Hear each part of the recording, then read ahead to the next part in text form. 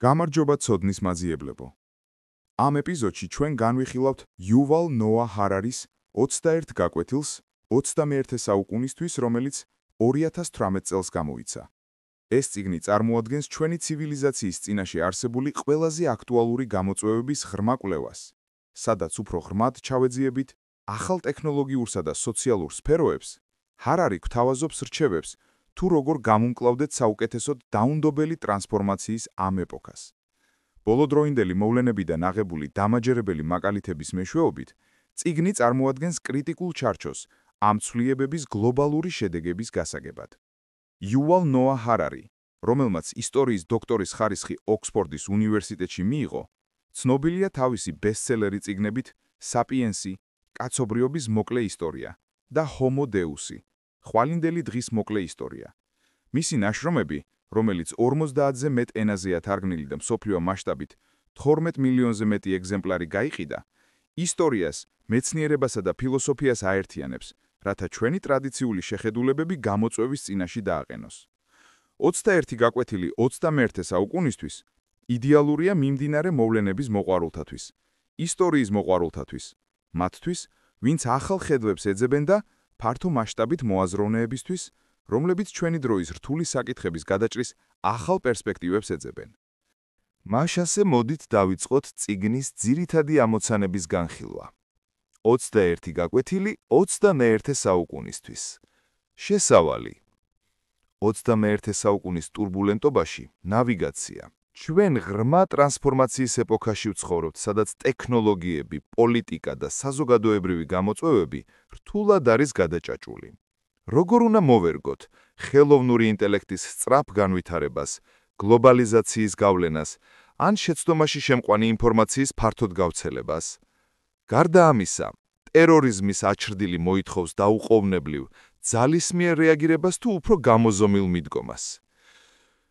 ეს წიგნი იკვლევს ამ საკითხებს და გვაწვდის ინფორმაციას მომავლისთვის არა მხოლოდ საკუთარი თავის, არამედ მომავალი თაობის მომზადების შესახებ. ჰარარი გვაძლევს ძვირფას გაკვეთილებს ამ მღელვარე დროში შორსმჭრეტელობითა და გამჯრიახობით. ჩვენ განვიხილავთ ისეთ მრავალფეროვან თემებს, როგორიცაა ტექნოლოგიური რყევების გავლენა საკვანძო პოლიტიკურ გადაწყვეტილებებზე, მაგალითად ბრექსიტზე. რატომ შეიძლება წარმოადგენდეს ისეთი ჩვეულებრივი ნივთები, როგორიცაა მანქანები, უფრო დიდ საფრთხეს ვიდრე ტერორიზმი? და რატომ აღარ შეიძლება იყოს ტრადიციული განათლება საკმარისი ჩვენს სწრაფად ცვალებად სამყაროში? ჰარარი არა მხოლოდ ამ გამოწვევებს აღწერს, ის ქმედით რჩევებს გვთავაზობს, განათლების რეფორმირებიდან დაწყებული, სამუშაო ძალაში ავტომატიზაციის შედეგების გააზრებითა და იმიგრაციის საკამათო საკითხის გადაჭრით დამთავრებული. ნაწილი პირველი. როგორ ცვლის ტექნოლოგია პოლიტიკას და ფინანსებს? მე-20 საუკუნეში გლობალური პოლიტიკა დაპირისპირებული იდეოლოგიებით იყო განსაზღვრული, როგორცაა კომუნიზმი, ფაშიზმი და ლიბერალიზმი. საუკუნის ბოლოს ლიბერალურმა დემოკრატიამ და თავისუფალმა აზრმა გაიმარჯვა. თუმცა 21 საუკუნეში ეს ჩარჩოები ზეწოლის ქვეშაა, რაც ძირითადად საინფორმაციო ტექნოლოგიების გამოხდება. კომპიუტერებმა და ხელოვნურმა ინტელექტმა ფინანსური სისტემები იმდენად დახვეწა, რომ მალე შესაძლოა ადამიანის გაგების მიღმა აღმოჩნდეს. მთავრობები შესაძლოა სულ უფრო მეტად დაეყრდნონ ალგორითმებს ისეთი გადაწყვეტილებებისთვის, როგორიცაა ბიუჯეტი ან საგადასახადო რეფორმები. ამავდროულად, პოლიტიკური ლიდერები ხშირად ვერ ეხებიან ტექნოლოგიის მიერ სამუშაო ადგილებზე მოხდენილ რევოლუციას და ამის ნაცვლად ნაკლებად მნიშვნელოვან საკითხებზე ამახვილებენ ყურადღებას. ეს სიჩუმე იმედგაცრუების მიზეზი ხდება. წარსული შიში ეკონომიკური ძალების მიერ ექსპლუატაციას წარმოადგენდა. დღევანდელი შიში ადამიანის უფუნქციო დატოვებას უკავშირდება, სადაც მისი შრომა ნაკლებად არის საჭირო. ეს ცვლილება თანამედროვე შფოთვის ცენტრალურ ნაწილს წარმოადგენს. ნაწილი მეორე. ნეირომეცნიერება, ხელოვნური ინტელექტი და სამუშაო ადგილების მომავალი. რობოტიკა და მანქანური სწავლება თითქმის ყველა პროფესიას შეცვლის. ინდუსტრიული რევოლუციისგან გასხვავებით, სადაც ადამიანებს ჯერ კიდევ ჰქონდათ კოგნიტური უპირატესობები, დღეს ხელოვნური ინტელექტი ხელს უშლის ისეთ ამოცანებს, რომლებიც ღრმა აზროვნებასა და გადაწყვეტილების მიღებას მოითხოვს. ნეირომეცნიერება აჩვენებს, რომ ჩვენი არჩევანი და ემოციები ტვინის ალბათურ პროცესებზეა დაფუძნებული, რომელთა რეპლიკაციაც მანქანებს შეუძლიათ. ეს ნიშნავს, რომ ხელოვნურმა ინტელექტმა შესაძლოა ადამიანებს ისეთ სფეროებში აჯობოს, როგორიცაა სამართალი, ფინანსები და თერაპია. არც ერთი სამსახური არ არის ნამდვილად დაზღვეული. გამოწვევა იმაში მდგომარეობს, რომ განათლება და ტრენინგი იმგვარად გარდაგვქნათ, რომ ადამიანები მოვამზადოთ მომავლისთვის, სადაც ადამიანები და მანქანები ჰარმონიულად თანამშრომლობენ. ნაწილი მესამე. იმიგრაცია და ევროპის იდენტობის კრიზისი. გლობალიზაციამ საზღვრები წაშალა და საზოგადოებები გაამრავალფეროვნა, თუმცა მან ასევე გაამწვავა კულტურული კონფლიქტები. ევროპა სხვადასხვა კულტურული და რელიგიური წარმომავლობის მქონე მიგრანტების ინტეგრაციის გამოწვევის წინაშე დგას. ზოგი მოითხოვს სრულ ასიმილაციას სეკულარულ, ლიბერალურ ღირებულებებში. სხვადი კი ინკლუზიურობაზე საუბრობენ და აღნიშნავენ ევროპის საკუთარ მრავალფეროვნებას. დებატები ხას უსვავს სირთულეს და მის ფაშიზმსა და კულტურულ თვითმკვლელობას შორის მარტივ ბრძოლას წარმოჩენა შეცდომაში შემყვანია. ნაწილი მეოთხე. შიშის ძალა ტერორიზმში. ტერორიზმი ფსიქოლოგიური ომია, რომელიც შიშს იყენებს პოლიტიკური მიზნების მისაღწევად.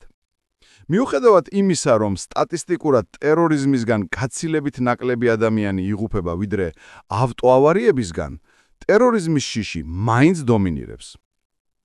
11 სექტემბრის ტერაქტებმა, რომლებიც ტრაგიკული იყო, არ დაასუსტა აშიშას სამხედრო თვალსაზრისით, თუმცა ზედმეტად მკვეთრი რეაქციას ომს ტერორის წინააღმდეგ უზარმაზარი გეოპოლიტიკური შედეგები მოჰყვა. ტერორისტები ამ დინამიკით სარგებლობენ. ისინი ბუსს გავნან, რომელიც ხარს პროვოცირებს, რომ ძვირფასი ნივთებით სავსე მაღაზია დაანგრიოს. ამ მანიპულაციის გაცნობიერება ზედმეტად მკვეთრი რეაქციების თავიდან ასაცილებლად გადამწყვეტია. ნაწილი მეხუთე. ცოდნის ილუზია. თანამედროვე საზოგადოებები თვლიან, რომ ადამიანები რაციონალურები და ინფორმირებულები არიან, მაგრამ ხშირად ადამიანები გადაჭარბებულად აფასებენ იმას, რაც სინამდვილეში იციან. ცოდნის ამ ილუზიის გამო ამომრჩევლებმა და პოლიტიკოსებმა შეიძლება ზედმეტად გამარტივებული გადაწყვეტილებები მიიღონ, ისე რომ არ ესმოდეთ ისეთი რთული საკითხები, როგორიცაა კლიმატის მეცნიერება ან გეოპოლიტიკა. ჰარარი თავმდაბლობაზე ამახვილებს ყურადღებას. ჩვენი უვიწობის აღიარებასა და უფრო ღრმა ცოდნის ძირბაზე ნაცვლად ზედაპირულ ახსნებზე მიჯაჭვულობისა. ნაწილი მეექვსე. განათლების ხელახლა განსაზღვრა ინფორმაციული ეპოქისთვის. დღეს დაბადებული ბავშვი 2050 წელს სრულიად განსხვავებულ სამყაროს წინაშე აღმოჩნდება. ტრადიციული განათლება, რომელიც დამახსოვრებაზეა ფოკუსირებული, ინფორმაციის სიხშირის ეპოქაში მოძველებულია. ამის ნაცვლად აქცენტი უნდა გადავიდეს კრიტიკულ აზროვნებაზე. სტუდენტებს უნდა ვასწავლოთ ინფორმაციის გაფილტრვა, წყაროების შეფასება და შეცდომაში შემყვანი ინფორმაციის ამოცნობა. ეს უნარი რუტინულ ცოდნაზე უფრო მნიშვნელოვანი იქნება. განათლებამ ადამიანები უნდა მოამზადოს იმისთვის, რომ ადაპტირდნენ, გაანალიზեն და წარმატებას მიაღწიონ გაურკვეველ დროში. საბოლოო შეჯამება. 21 საუკუნე სავსეა ტექნოლოგიური რყვევებით, პოლიტიკური ძროებებით და სოციალური გამოწვევებით. თავარია იმათი არ შეგვეშინდეს, არამედ კრიტიკულად შევაფასოთ, მივიღოთ ჩვენი შეზღუდვები და ვისწავლოთ ადაპტირება. ტერორიზმი, ავტომატიზაცია და იმიგრაცია რაციონალურ რეაქციებს მოითხოვს, არადა დაუფიქრებელ ქმედებებს. განათლება მდგრადობის საფუძველია, რომელიც მომავალ თაობებს აღეჭყურებს, რომ სიმართლე სიცურეისგან გაანსაზღვრონ და გამოწვევები შესაძლებლობებად აქციონ. კაცობრიობის მომავალი ჩვენი უნარზეა დამოკიდებული, რომ ვიაზროვნოთ კრიტიკულად, ვიყოთ თავმდაბლები და მივიღოთ ინფორმირებული გადაწყვეტილებები სულ უფრო გართულებულ სამყაროში. ნაწილი მეექვსე. განათლების ხელახლა განსაზღვრა ინფორმაციული ეპოქისთვის. დღეს დაბადებული ბავშვი 2050 წლისთვის სრულიად განსხვავებული სამყაროს წინაშე აღმოჩნდება. ტრადიციული განათლება, რომელიც დამახსოვრებაზეა ფოკუსირებული, ინფორმაციის სიუხვის ეპოქაში მოძველებულია. ამის ნაცვლად, აქცენტი კრიტიკულ აზროვნებაზე უნდა გადავიდეს. სტუდენტებს უნდა ვასწავლოთ ინფორმაციის გაფილტრვა, წყაროების შეფასება და შეცდომაში შემყვანი ინფორმაციის ამოცნობა. ეს უნარი რუტინულ ცოდნაზე უფრო მნიშვნელოვანი იქნება. განათლებამ ადამიანები უნდა მოამზადოს იმისთვის, რომ ადაპტირდნენ, გაანალიზონ და წარმატებას მიაღწიონ გაურკვეველ დროში. საბოლოო შეჯამება.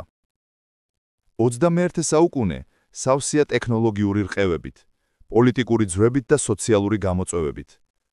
თავარია, მათი არ შეგვეშინდეს, არამედ კრიტიკულად შევაფასოთ, მივიღოთ ჩვენი შეზღუდვები და ვისწავლოთ ადაპტირება. ტერორიზმი, ავტომატიზაცია და იმიგრაცია რაციონალურ რეაქციებს მოითხოვს და არა დაუფიქრებელ ქმედებებს. განათლება მდგრადობის საფუძველია, რომელიც მომავალ თაობებს ამზადებს სიმართლისა და სიცრუის გარჩევისა და გამოწვევების შესაძლებლობებად გადაქცევისთვის. კაცობრიობის მომავალი ჩვენს უნარზეა დამოკიდებული, რომ ვიაზროვნოთ კრიტიკულად, ვიყოთ თავმდაბლები და მივიღოთ ინფორმირებული გადაწყვეტილებები, სულ უფრო გართულებულ სამყაროში.